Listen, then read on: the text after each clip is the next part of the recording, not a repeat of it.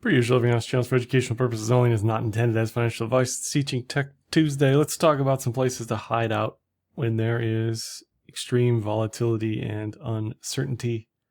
Talked about this actually a year ago. It's already been a year, where I took a list of some popular ETFs, money markets, etc., where you could shield yourself from volatility. The key here is there's always a risk in anything you do, no matter what it is. If it's a real estate investment trust, there's a risk that there's defaults there. If it's high yield junk bonds, there's a risk that there's defaults there. If it's US government debt, there's a risk that something happens there. It's a small risk. It might be a tail risk, but it's a risk. So if you're not down with the US government, then maybe you go somewhere else. Maybe you just do ultra short-term stuff. So just because it has an extremely high yield doesn't mean you are properly compensated for the risk you are taking. So for most people, they're just going to want to live down here in money market land, whatever that is for them. Most people on the non-crypto side, depending on what you have access to, Fidelity, Robinhood, Schwab, they will have different money market percentages. They will have different pain points moving money in and out of money markets. But that's always an option for most people who have a brokerage account. I think everybody is aware of that on the non-crypto side. On the crypto side, you do have USDC yield. I think it's at 4%. I'd have to double check that currently on Coinbase. You also have some on-chain options.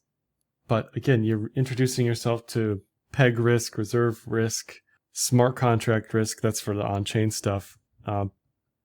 Kraken just recently released a US stablecoin called Global Dollar. Through Paxos, you can get 4.25% yield with a Kraken Plus subscription. Not a shill for that, but that's out there now, right? That's something you can do.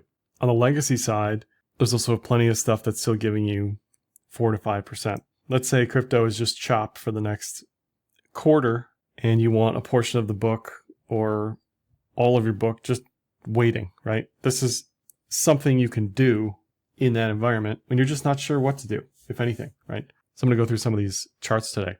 But there are, of course, these high yield dividend ETFs that, again, have risks. You're paying for something somewhere, or you're not getting paid for something somewhere. We'll take a look at this chart. It's quite something. But there are a lot of high dividend ETFs as well that generally aren't too attractive, but maybe at some specific ultra low level or DCA level, when you're just not sure what's going on, right? This is an option. So we'll take a look at some of those today as well. And if we look at the crypto side, using the same parameters, what gives you yield? Are you compensated properly for that yield? Obviously, for this stuff, you have to take into consideration the inflation, emissions, coin unlocks, all the usual stuff, and take total return into account, because if you're locking this stuff up for an extended period of time, then you're just going to be eating that inflation. And are you getting compensated for that volatility risk is the question. So for alts collectively, it's a tough ask for me here to say I want to buy and hold anything for any period of time. Now, you of course have to double check. You can go to DeFi Llama and look at the unlocks that are coming up for some of these coins. But would I want to hold Cardano at 2.5% for any period of time here? I wouldn't personally, but maybe I'd want to hold Solana when it gets to $25, right? And it's just important to game this stuff out. What would I want to do at certain prices as far as a DCA buy and hold strategy? Maybe you like Ethereum at 500 and you want to start staking it at 500. It's at whatever it is now, 1500 at the moment. But I still think there's a lot of downside left, potentially in alts. So it doesn't really make too much sense to buy and hold them here and stake them here broadly. And if you look at where you can do this, you can always go to Coinbase to do most anything, but obviously the fees are the problem. The fees on Coinbase are quite high to do anything. Kraken has a suite of things in the US that you can also get exposure to, and it looks like some of this stuff don't have full documentation on why they're giving a 6.5% bonded 30-day yield on, I think this is for USDG. I don't know that yet, but you can also get yield on USDC. The difference here is the conversion mechanism. You want to try to pay as little fees as possible, obviously, at any time. But on Kraken, you're going to pay a fee to convert the USDC to USD, whereas they won't charge you for USDG. And it's the same on Coinbase. Coinbase won't charge you to convert that. But if you're looking for ultra super safety where you're not having to worry about volatility risk or depeg risk or anything like that, then stablecoins obviously are an option if you want to stay crypto specific, crypto native. But this list collectively for me, I don't think I'd want to hold anything that's not a stablecoin for any period of time, regardless of the yields here. And if we just look at what happened with Ethereum, this is Ethereum total return. This is from Market Vector. Ethereum total return relative to BTC since October 2021. And you can see for most of 2022 and 2023, there was a pretty tight relationship here. But once the ETFs got rumored to launch and then launched, it was game over for ETH, even in the total return comparison. And this is obviously a huge differential now with ETH BTC turning the corner. Maybe at some point in time, this flips. I doubt it, but maybe at some point in time. But the more we zoom in on this, the worse it gets, right? It just increases the spread. And if we go from just September 2023, I mean, that's a massive shift. So just because it has staking doesn't mean you're not exposed to volatility risk, obviously. But I think people, for some reason, humans are just so attracted to yield and they're not taking into account total return for the volatility of the underlying that they're holding over time. Everybody is bullish alts and wants to be bullish forever. I get it. But until rates come down, until we have liquidity out the yin-yang, I think it's going to be hard for alts to do well. And if we look at the bond stuff, this administration wants the 10-year yield to go down. It hasn't really gone much of anywhere since Liberation Day. If anything, it's above Liberation Day. The issue is issuing debt on the long end, which is why TLT continues to struggle and continues to be more bearish than the group. Ag is the 40% of the 60-40. That's basically just flat here, but you're still exposing yourself to volatility risk. 1 to 3 year, if I had to make a decision, if you stopped me on the street and said, Josh, what would you trade here bond-wise that you trust based on direction of yields down, prices up, the 1 to 3 year range makes a lot of sense to me. All the technicals apply similar that you're applying to anything else when you're talking about price. And if we go back to the yields, SHI is still reasonable now. It's at the bottom of the list, right? But what you're lacking here in the yield, you're getting paid for, assuming you are correct on the direction of where this ETF goes, right? So it's really a matter of how much risk do you want to take on the direction of yields in maybe the next 3 to 6 months. And on the stock side, I don't know if we talk about RSP. So RSP is equal weighted. Let's say you don't like Mag 7 as much, or you don't like tech, you don't like all these overvalued names. Fine.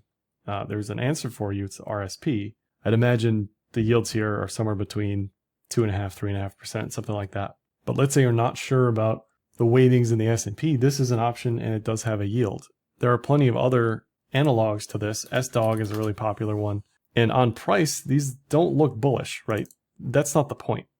If you want to be dollar cost averaging something right now, you want to get paid to take on the risk, and you're here for the next couple of years, 3, 5 years, you have some plan that's longer term, this is an option. In your suite of options, there's BTC, there's alts with staking, there's fixed income, and then there's whatever this stuff might be outside of all that. Equities with high yield, let's call them. And there are probably 10 to 20 of these, at least. SCHD is another one. Similar story. It will underperform in a bull market, but it will shield you from volatility in a bear market, provide you with a yield in all weather conditions, and still you do participate on the upside. And if we go to the ultra risky stuff like the real estate investment trust that was on that list, maybe at some point this becomes attractive, maybe, but I think for most people, they're better off just avoiding this ultra risky stuff. And then you've got stuff like the Tesla Yield Max, a lot of these Yield Max products where they're promising you some outrageous yield. You always have to make sure, just like ETH, what is the total return? If the total return is negative 50%, then what's the point? I know most people know that, but a lot of people don't. They just look at the yield and they're like, oh, this is great. I'm getting 70% yield or whatever it is. There's a Coinbase one, there's an MSTR one. But if it's still flat or negative, adjusted for the dividend, then you're not getting paid for anything, right? You're not getting paid for anything at all. So if I were to have a full soup to nuts plan, it would be dollar cost averaging BTC, sitting in some short-term US government debt for yield, maybe taking a trade on the 1 to 3 year stuff like SHI, and maybe dollar cost averaging some of these high dividend US equity ETFs. I'm sure there's international equivalents to this. Me personally, I'm never really going to invest in Europe or in China in a big way or South America. That's just me, but I'm sure the equivalents exist for any country. You just always have to keep in mind, where is the risk here? Is it volatility risk? Is it bankruptcy risk? If we're talking about HYG, high yield, junk debt, same deal. This stuff's going to get absolutely slaughtered in a bear market. Always has, always will. This is the highest, riskiest stuff. You get paid a high dividend, but in times of risk and uncertainty like this, you're probably not getting paid enough to justify it. Now, if at some point we have some clarity on direction and confidence, and we get a turn in the market in general, maybe this is an option. But I think for most people, avoiding this stuff makes the most sense.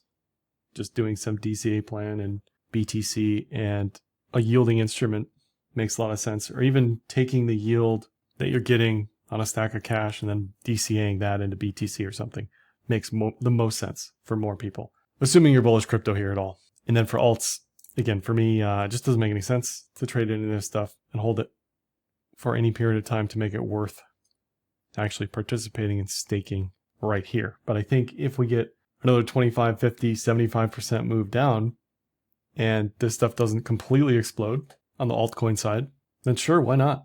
Give it a shot. That's all I have for this one. Give me a like, dislike, comment, share, subscribe, and happy trading.